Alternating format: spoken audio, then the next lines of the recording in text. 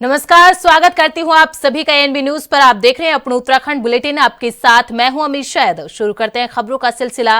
उत्तराखंड के मुख्यमंत्री पुष्कर सिंह धामी ने कहा कि हमारे प्रधानमंत्री मोदी जी के मार्गदर्शन में 3 साल की अवधि में राज्य सरकार ने कई विकास कार्यों को आगे बढ़ाया, नए काम भी शुरू किए। पूरे देश के अंदर विकास के मानकों पर उत्तराखंड सरकार अव्वल है।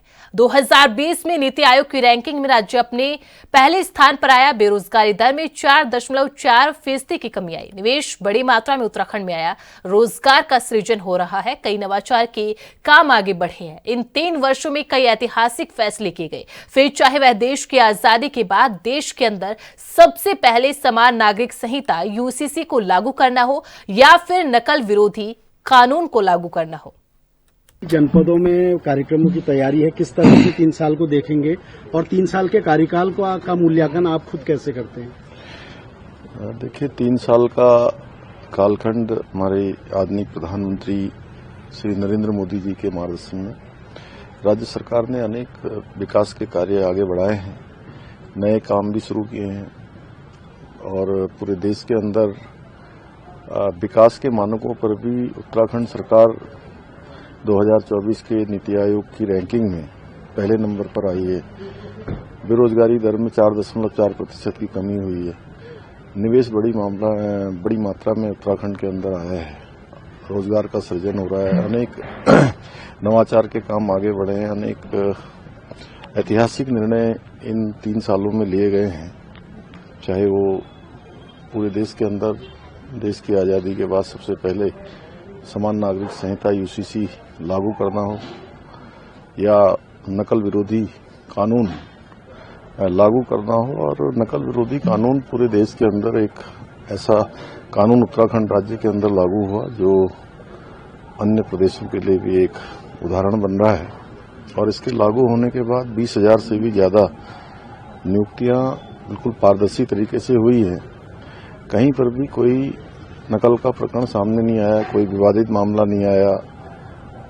गरीब माता पिता और उनके बेटे बेटियों को उनके आत्मविश्वास में वृद्धि हुई कि अब वो ठीक से तैयारी करेंगे, पढ़ाई करेंगे तो निश्चित रूप से उनका चयन होगा। इसके साथ साथ लंबे समय से राज्य के अंदर भू कानून की मांग राज्यवासियों द्वारा की जा रही थी। राज्यवासियों की भावनाओं के अनुरूप, उनकी अपेक्षा अनुरूप राज्य के अंदर भू कानून भी लागू कर दिया गया है। धर्मांतरण रोकने के लिए, क्योंकि पूरे देश दुनिया के अंदर हमारे राज्य की एक अलग पहचान है। आस्था श्रद्धा के कारण लोग हमेशा उत्तराखंड के बारे में सोचते हैं, यहाँ के बारे में विचार करते हैं। तो ये सख्त धर्मांतरण का कानून लागू किया है। दंगा रोकने के लिए दंगा रोधी कानून किया है, लागू किया है। ऐसे अनेक और भी डिसीजन हमने लिए हैं और 3 साल हमारे ये उपलब्धियों भरे साल हैं।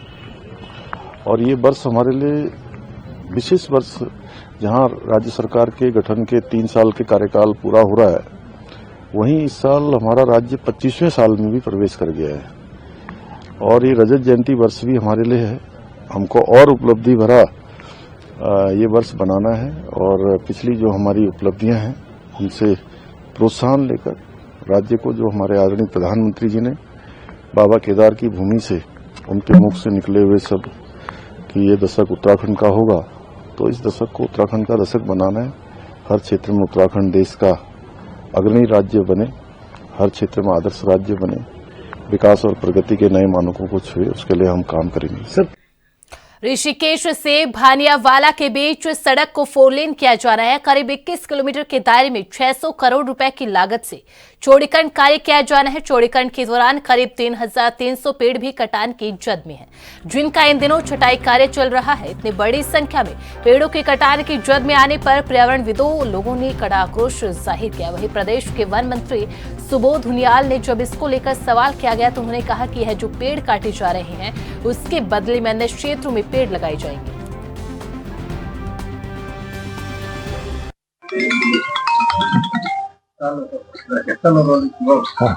अगर देखा जाए डोईवाला जो ऋषिकेश क्षेत्र है वहाँ पर एक चिपको आंदोलन के तहत नया आंदोलन शुरू करने की बात कही जा रही है और 3,000 से ज्यादा पेड़ काटे जा रहे हैं। आप किस तरह से देख रहे हैं, क्योंकि अगर उत्तराखंड में इस तरह से फॉरेस्ट क्षेत्र में ही पेड़ कटते हैं तो नुकसान तो इससे होगा ना फॉरेस्ट क्षेत्र। देखिए, भारत सरकार की एक बहुत स्पष्ट नीति है जमीन को ट्रांसफर करने की। लैंड ट्रांसफर होने पे जितने जमीन ट्रांसफर की जाती है उसके दो क्राइटेरिया है। भारत सरकार का प्रोजेक्ट अगर है तो भारत सरकार के प्रोजेक्ट में जितनी जमीन कांग्रेस नेता हरीश रावत ने पंजाब पुलिस के द्वारा किसान नेताओं को हिरासत में लेने पर कहा, यह आंदोलन से निकली हुई पार्टी की नैतिक वैचारिक पतन है। कांग्रेस इसकी निंदा करती है। पंजाब के लोग इसका जवाब देंगे। आप जन आंदोलन को कुचलकर अपनी पहचान जन आंदोलनकारी के रूप में बनाएंगे। केजरीवाल जवाब दे, माफी मांगे। कांग्रेस किसानों के साथ है। ये आंदोलन से निकली हुई पार्टी के नैतिक पतन का, वैचारिक पतन का और तथाकथित उनके कर्तव्य पंथ समझ का पतन है। और ये बहुत निंदनीय है। कांग्रेस की निंदा करती है और इसका पंजाब के लोग जवाब देंगे इनको। आप जन आंदोलनों को कुचलेंगे और अपनी पहचान आप जन आंदोलनकारी के रूप में बनाएंगे। और केजरीवाल जी को इसका जवाब देना चाहिए। या तो फिर मान को हटाए या केजरीवाल जवाब दें इस बात का और माफी मांगे। ठीक है, हमारे गठबंधन के साथी हैं, लेकिन इसके लिए गठबंधन के ऊपर भी आंच आती है। लोग सवाल करेंगे हमसे कि आपके गठबंधन की सरकार है, वहां उसने इस तरीके की हरकत कर दी और ये पूरी तरीके से निंदनीय है। और कांग्रेस किसानों के साथ है और किसानों की जायज मांगों को केंद्र सरकार नहीं सुन रही है। वो एमएसपी को कानूनी दर्जा देना चाहते हैं और भी कुछ उनकी मांगे हैं। आप उनको टहलाएंगे तो वो आंदोलन कहां करेंगे? इसी धरती में तो करेंगे। और लोकतंत्र के अंदर ये अधिकार है और किसान भी अपने अधिकार का उपयोग कर रहे हैं। और पंजाब सरकार ने उनके ऊपर ये बहुत बड़ा अनाचार किया है। रावत जी, ये जो पंजाब में किसानों के साथ हुआ है, क्या कांग्रेस पार्टी फोरम पे आप इसको उठाएंगे कि मतलब हम इस मामले को हर स्तर पर उठाएंगे और कहां उठाना है, किस तरीके से आंदोलन क्या रहेगा और किस प्रकार से हम किसानों को मदद करेंगे और जनता को साथ लेकर के दबाव पैदा करेंगे, वो हमारी पंजाब की इकाई उस पर काम कर रही है। विजिलेंस कोर्ट ने आय से अधिक संपत्ति जुटाने के विवाद में फंसे कैबिनेट मंत्री गणेश जोशी को राहत दी है। कोर्ट ने गणेश जोशी पर भ्रष्टाचार निवारक अधिनियम के तहत 156(3) के तहत केस दर्ज की याचिका को खारिज कर दिया। कोर्ट ने कहा कि याचिकाकर्ता ने विजिलेंस को शिकायत में हलफनामा नहीं दिया। वहीं बीजेपी प्रदेश मीडिया प्रभारी मनवीर सिंह चौहान का कहना है कि जानबूझकर हमारे मंत्री की छवि को खराब करने की कोशिश की गई। इस तरह की शिकायत विजिलेंस से की गई थी।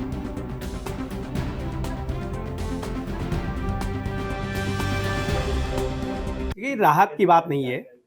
कुछ लोगों के द्वारा जानबूझ करके मंत्री की छवि को खराब करने का प्रयास किया गया और उनकी विजिलेंस से शिकायत की गई। विजिलेंस कोर्ट के द्वारा उसकी जांच कराई गई और जांच में किसी प्रकार का साक्ष्य न पाए जाने के कारण उनको इसमें फ्री किया गया है। तो निश्चित रूप से दूध का दूध, पानी का पानी हुआ है और जांच कानूनी दायरे के अंतर्गत हुई है। पूर्व में भी अनेकों नेताओं की जांचें हुई हैं, लेकिन तब भी कांग्रेस, जब उनके नेताओं की जांच होती है तब भी वो परेशान होते हैं और जब किसी अन्य दल के नेता की जांच होती है तब। उत्तराखंड में प्रेमचंद अग्रवाल के इस्तीफे के बाद मंत्रिमंडल विस्तार की चर्चा जोरों पर चल रही है। ऐसे में कांग्रेस लगातार धामी सरकार पर हमलावर है, जबकि मुख्यमंत्री धामी के पास पहले से ही कई विभाग है। ऐसे में प्रेमचंद अग्रवाल के इस्तीफे के बाद उनके सभी विभाग मुख्यमंत्री धामी के विभागों में निहित हो गए। वहीं अब कांग्रेस प्रदेश अध्यक्ष करण माहरा ने इस पर सवाल खड़े किए कि विधानसभा सदन की कार्यवाही के दौरान मुख्यमंत्री धामी का कोई भी सवाल हल नहीं होता है।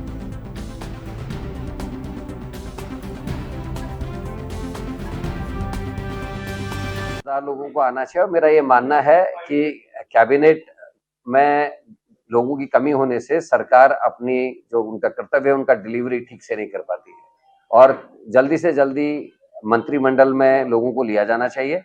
वैसे भी सारे विभाग मुख्यमंत्री में निहित हो गए हैं और मुख्यमंत्री के संबंधित विभागों की मैं प्रश्न तक पिछले 4-5 सालों में नहीं हो पाई, क्योंकि सोमवार का दिन नियत है और सोमवार के दिन प्रश्नकाल नहीं चलता, क्योंकि कंडोलेंस हो जाती है, कभी कुछ हो जाता है, या फिर सोमवार को सत्र बुलाया ही नहीं जाता।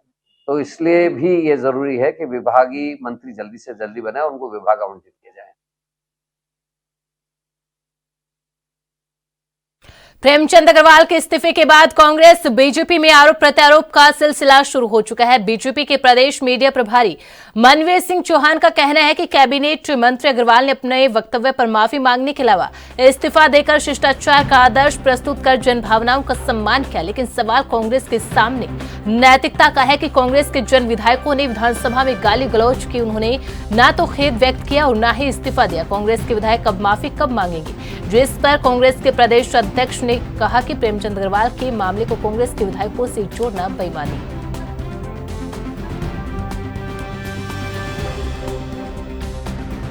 देखिए, प्रेमचंद अग्रवाल के प्रकरण को कांग्रेस के विधायकों के मामले से जोड़ना बेईमानी है।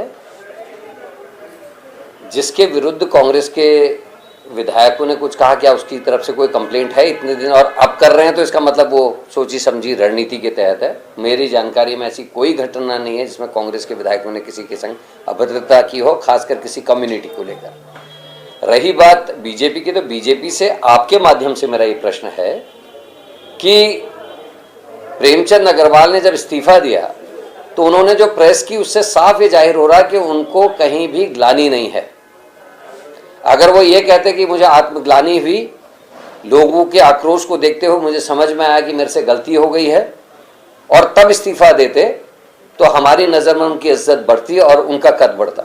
लेकिन उन्होंने जिस तरीके की शब्दावली का प्रयोग किया और ये जताने की कोशिश करी कि पब्लिक, जनता और विरोध करने वाले लोग गलत थे, तो इससे ऐसा लगता है कि सांप मर गया, नहीं रस्सी जल गई पर बल नहीं गया। और इसमें एक बात मुझे और करनी है कि बात यहीं ख़त्म नहीं होती। बीजेपी ने अगर विधायकों के लिए कुछ कहा तो मैं उनसे एक चीज़ और पूछना चाहता हूँ। आपके प्रदेश अध्यक्ष ने विरोध करने वाले उन लोगों को, जिसमें रिटायर्ड फौजी, retired post master, retired teachers, प्रदेश के निर्माण में आंदोलन करने वाले आंदोलनकारी, शहीद होने वाले लोगों के परिजन और वो महिलाएं जिन्होंने राज्य आंदोलन में अपने परिवारों को छोड़कर सड़कों में आने का काम किया, वो सब सम्मिलित थे। उनको इनके प्रदेश अध्यक्ष महेंद्र भट्ट ने सड़क छापा है। तो बीजेपी पहले ये बता कि महेंद्र भट्ट के खिलाफ क्या कार्रवाई। खबरों का सिलसिला यूं ही जारी रहेगा। रुकते एक छोटे से ब्रेक के लिए।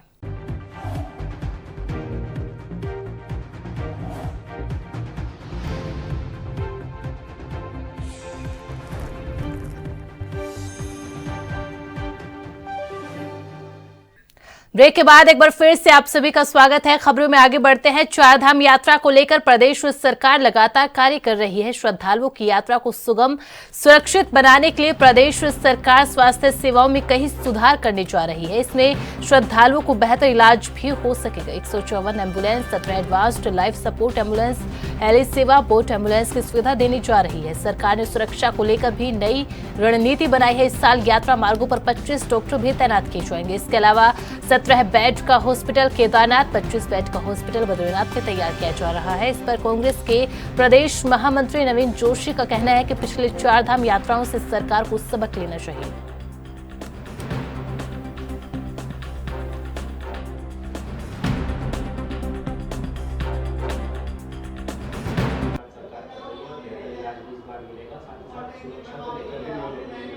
चारधाम यात्रा जब शुरू होती है, कांग्रेस पहले दिन से कहती आई है कि जो पिछले बार की चारधाम यात्राएं रही है उससे सरकार को सबक लेना चाहिए। स्वास्थ्य सेवाओं का वहाँ पे काफ़ी बुरा हाल होता है। जो रजिस्ट्रेशन होता है, ऑनलाइन रजिस्ट्रेशन में कभी कनेक्टिविटी मिलती है, कभी कनेक्टिविटी नहीं मिल पाती है। ऑफलाइन में वहाँ पे सैकड़ों लोग होते हैं जो लाइनों में लगे रहते हैं। कई लोग तो ऐसे होते हैं कि बेचारे उनका रजिस्ट्रेशन ही नहीं हो पाता है। और टिकट यात्रा जो ब्लैक मार्केटिंग हो रही है लोग दलालों के थ्रू टिकट बुक करा रहे हैं और आकर वहां पर पता चलता है उनका कोई टिकट ही बुक नहीं हुआ है। सरकार इसके बारे में क्या कर रही है? सरकार को जो पहली जो कमियां रही है उससे सबक लेना चाहिए, क्योंकि जो चारधाम यात्रा है विश्व प्रसिद्ध यात्रा है, इसमें पूरे विश्व से लोग आते हैं, आस्था का प्रतीक है। सरकार को पुरानी कमियों से सबक लेते हुए आने वाले समय के लिए योजनाएं जो है और जो हमारे वहाँ की व्यवस्था है उसको दुरुस्त करना चाहिए। राजधानी देहरादून के नगर निगम के बोर्ड के गठन के बाद नगर निगम परिसर में पहली बार बोर्ड बैठक हुई। इस दौरान देहरादून के तमाम 100 वार्डों के पार्षदों ने अपने अपने प्रस्ताव रखे हुए। इसी बीच देहरादून के मेयर सौरभ थपलियाल ने कहा कि अभी तक कुल बोर्ड बैठक में 31 प्रस्ताव आए, जिनमें कई प्रस्ताव को पारित कर दिया गया। साथ ही उन्होंने कहा कि धारा 91 के अंतर्गत जो प्रस्ताव आए हैं उन्हें भी हमने स्वीकार किया है। निगम को बेहतर चलाने की दिशा में क्या कुछ निर्णय कल लिए गए हैं और क्या कुछ निर्देश दिए गए? देखिए, कल बोर्ड की प्रथम बैठक थी हमारी, जो कि काफ़ी लंबी चली है, 10 घंटे के आसपास, और इसमें कई अहम बातों पर चर्चा हुई है विकास कार्यों को लेके। साथ ही जो पूरे शहर में जो हमने एक संकल्प भी लिया था चुनाव से पहले कि हम पूरे शहर को सुरक्षित बनाने का काम करेंगे, और जो हमारी कुछ हम जिसमें महिलाएं हमारी सुरक्षित महसूस करें, हमारे जो नौनियाल हैं वो सुरक्षित महसूस करें, उसके लिए सीसीटीवी कैमरे हम सारे वार्डों में लगाने जा रहे हैं। साथ ही जो अतिक्रमण हो रहा है, सड़कों में जाम की समस्या रहती है, तो उसके लिए जो जिम्मेदार हैं ऐसे लोगों को उनको अतिक्रमण हटाने के लिए हमने जेब्रा जो फोर्स है हमारी उसको हम लेके आ रहे हैं। और जोनल स्तर देवभूमि में अवैध मदरसों को सील करने की कार्यवाही का अभियान तेज हो चला। मुख्यमंत्री धामी के निर्देश पर शासन प्रशासन के द्वारा अभी तक राज्य में कुल 53 से ज्यादा अवैध मदरसे सील किए जा चुके हैं। सभी मदरसे बिना पंजीकरण के चोरी छिपे चलाए जा रहे हैं। इस पर उत्तराखंड वक्फ बोर्ड के अध्यक्ष शादाब शम्स ने कहा कि सीएम का स्पष्ट कहना है कि सही को छेड़ेंगे नहीं, गलत को छोड़ेंगे नहीं।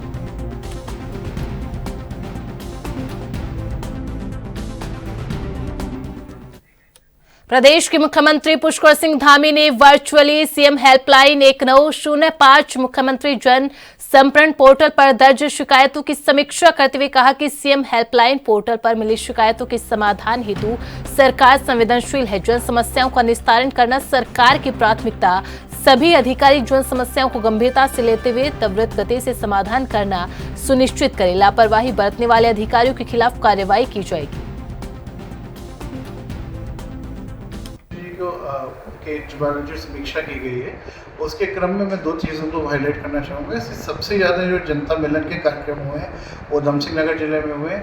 सबसे ज़्यादा जो समीक्षा के कार्यरत हुए हैं वो यहीं से जारी हुए हैं। तो इसमें कहीं ना कहीं हम लोगों के यहाँ क्योंकि जनसंख्या भी ज़्यादा है, समस्याएं भी ज़्यादा हैं, तो हमारे अधिकारी कहीं ना कहीं सबसे ज़्यादा कोशिश तत्परता से रहते हैं। संख्या में ज़रूर हम लोग कहीं ना कहीं ज़्यादा रहते हैं, लेकिन मुझे देखा जाए कि परसेंटेज में तो हमारी शिकायतों का निस्तारण काफ़ी संतोषजनक है। इसमें मुख्यतः राजस्व और हमारा शहरी विकास विभाग की हम लोग विशेषता समीक्षा लेते रहते हैं। लगभग 2400 कॉल्स जिलाधिकारी द्वारा स्वयं की गई हैं इसमें, ताकि लोगों तक जब सरकार का ये मैसेज पहुंच सके कि सरकार जागरूक है और समस्याओं को समाधान तक ले जाने के लिए। उच्च शिक्षा विभाग उत्तराखंड और भारतीय उद्यमिता विकास संस्थान अहमदाबाद के संयुक्त तत्वावधान में संचालित देवभूमि उद्यमिता योजना के तहत राजकीय स्नातकोत्तर महाविद्यालय द्वाराहाट में देवभूमि उद्यमिता योजना के बूट कैंप का विधिवत उद्घाटन प्राचार्य डॉक्टर डी.सी. पंत के द्वारा दीप प्रज्वलित कर किया गया। प्राचार्य डॉक्टर डी.सी. पंत ने छात्रों को स्टार्टअप के प्रति प्रेरित किया। प्राचार्य डॉक्टर डी.सी. पंत ने छात्रों को उद्यमिता के अवसरों को पहचानने, उनका लाभ उठाने के लिए प्रेरित किया। सरकार की पहल पर जो है उद्यमिता विकास उद्यम भारत सरकार का एक बहुत बड़ा उद्यम है, जो कि उच्च शिक्षा संस्थान और हमारे उच्च शिक्षा विभाग और भारतीय उद्यमिता संस्थान अहमदाबाद के संयुक्त तत्वाधान में ये प्रोग्राम किया जा रहा है, जो कि 12 दिवसीय कार्यशाला 19 मार्च से 31 मार्च तक ये चलेगा यहाँ पर। इसका मुख्य उद्देश्य यह है कि हमारे जो क्षेत्रीय युवा हैं, जो वंचित हमारे जो युवा हैं, जो सीमांत छात्र हैं हमारे, या 45 साल तक के जो युवा हैं, उनको रोज़गार की तरफ प्रेरित करना, उसको रोज़गार के लिए संवेदनशील बनाना और यहाँ जो रोज़गार को अपने आजीविका का साधन बनाना, ये इसका मुख्य उद्देश्य है, जिसमें कि हमारे जो क्षेत्रीय युवा हैं वो अपने क्षेत्र के जो लोकल उत्पाद हैं उन उत्पादों को जान सकेंगे कि कैसे हम इस उत्पाद को जो है मार्केट तक ले जाएं और मार्केट ले जाकर उसका कैसे उसकी ब्रांडिंग करें, किस तरीके से उसका एक वैल्यू लगाकर जो है उसको अपने आजीविका का साधन बनाएं। और बाकी 12 दिन का ये पूरा प्रोग्राम होगा, जिसमें कि हमारे हैंड्स ऑन ट्रेनिंग यहाँ पर विभिन्न संदर्भदाताओं द्वारा दी जाएगी और जिसमें कि छात्रों को, मुझे लगता है कि ये इस योजना का अधिक से अधिक संख्या में जो है प्रतिभाग कर इससे लाभान्वित होना चाहिए और अधिक से अधिक युवा इससे लाभान्वित होंगे। 22 तारीख को सीएम पुष्कर सिंह धामी के अल्मोड़ा दौरे को लेकर जिला मजिस्ट्रेट आलोक पांडे ने अधिकारियों की बैठक बुलाई। बैठक में आगामी अल्मोड़ा दौरे से जुड़ी तैयारियों पर चर्चा की गई। धामी सरकार के 3 साल पूरा होने पर सीएम धामी अल्मोड़ा पहुंचेंगे। इस दौरे के दौरान सरकार ने अपने 3 वर्षीय कार्यकाल में किए गए विकास कार्यों का प्रचार प्रसार करने, आगामी योजनाओं का शुभारंभ करने का फैसला लिया। इस दौरान हेल्थ कैंप, बहुउद्देशीय शिविरों का आयोजन भी किया जाएगा, जिससे जनसाधारण को सीधे लाभ पहुंच सकेगा। कि आपदा प्रबंधन से जो क्षति हुई थी और हमारी जो वनाग्नि एक बड़ी घटना होती है अल्मोड़ा में, उसके लिए हम लोग यहाँ बहुत से कार्य कर रहे हैं, कुछ एक्सपेरिमेंट कर रहे हैं, इनोवेशन कर रहे हैं। तो जो पुराने कुछ फंड रिलीज करना था उसके बारे में कुछ फंड रिलीज हो चुका है, कुछ अभी भी बाकी था, उसके लिए हमारी बैठक हो रही है। और माननीय मुख्यमंत्री जी यहाँ 22 तारीख को आ रहे हैं। जैसा कि आपको पता है 23 मार्च को राज्य सरकार के 3 साल पूरे हो जाएंगे और इस अवसर पर राज्य सरकार द्वारा जो कार्य किए गए उनके प्रचार प्रसार और लोगों को जो सुविधाएं दी जानी है उसके लिए प्रावधान किया गया है। जगह जगह कैंप लगाए जा रहे हैं, उनकी समस्याएं सुनी जा रही हैं, प्रमाण पत्र बनाए जा रहे हैं और संभवतः माननीय मुख्यमंत्री जी 22 तारीख को अल्मोड़ा से पूरे राज्य के लिए इस अभियान की शुरुआत करेंगे। इसकी उत्तराखंड में कैबिनेट विस्तार की चर्चाओं के बीच आने वाली 23 मार्च को धामी सरकार के 3 साल पूरे हो रहे हैं। ऐसे में बीजेपी पूरे प्रदेश में 3 साल बेमिसाल का जश्न मनाने की तैयारी कर रही है, जिसके लिए खास रणनीति तैयार की जा रही है। इसी को लेकर बीजेपी प्रदेश मुख्यालय में पार्टी की एक महत्वपूर्ण बैठक रखी गई। बैठक में सरकार के 3 साल पूरे होने के मौके को किस तरह से पूरे प्रदेश में सेलिब्रेट किया जाना है, इसको लेकर रणनीति तैयार की गई।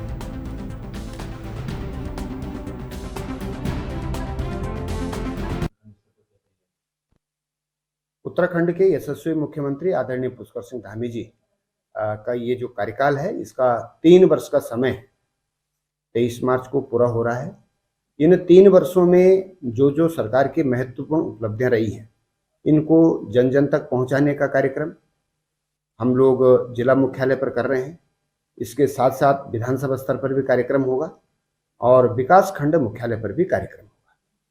इसमें हमारे द्वारा इसके लिए कोऑर्डिनेशन कमेटी पार्टी की तरफ से बना दी गई है और किस तरह से कार्यक्रम होंगे, क्या क्या उसमें रहेगा, इसमें जिला स्तर पर भी और विकास खंड स्तर पर, तहसील स्तर पर चिकित्सा शिविरों का हम आयोजन कर रहे हैं। इसके अलावा तहसील दिवस जैसे समस्त अधिकारी वहां पर रहेंगे और उस जनता की समस्याओं का समाधान भी करेंगे। इस प्रकार से कार्यक्रम हमारे 23 तारीख से प्रारंभ होंगे और 30 मार्च तक।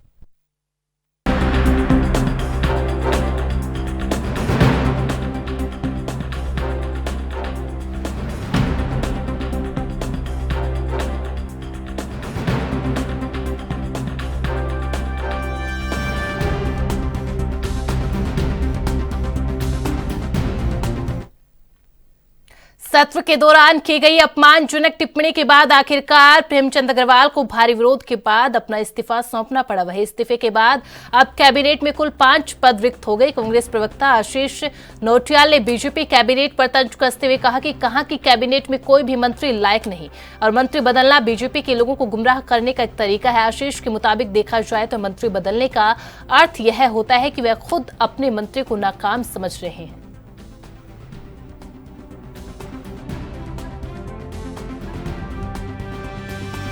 कैबिनेट में मुझे नहीं लगता कोई भी मंत्री लायक है।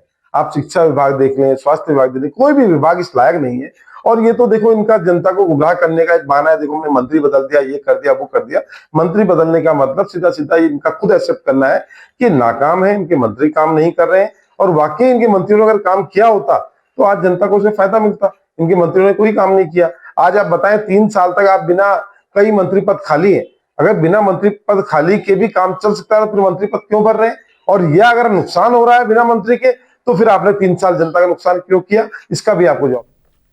विद्यालय शिक्षा विभाग के अंतर्गत संचालित क्लस्टर विद्यालय योजना के तहत प्रथम फेज में हर एक विकास खंड में एक एक क्लस्टर विद्यालय बनाने की तैयारी कर रहा है। इन विद्यालयों में आधारभूत सुविधाएं उपलब्ध कराने के दृष्टिगत स्थलीय निरीक्षण को विकास खंडवार नोडल अधिकारी नामित कर दिए गए। सभी नोडल अधिकारी शीघ्र ही आवंटित विद्यालयों का निरीक्षण कर विस्तृत रिपोर्ट महानिदेशालय के माध्यम से शासन को उपलब्ध कराएंगे, ताकि प्रथम फेज के क्लस्टर विद्यालयों के निर्माण की प्रक्रिया को शुरू किया जा सके।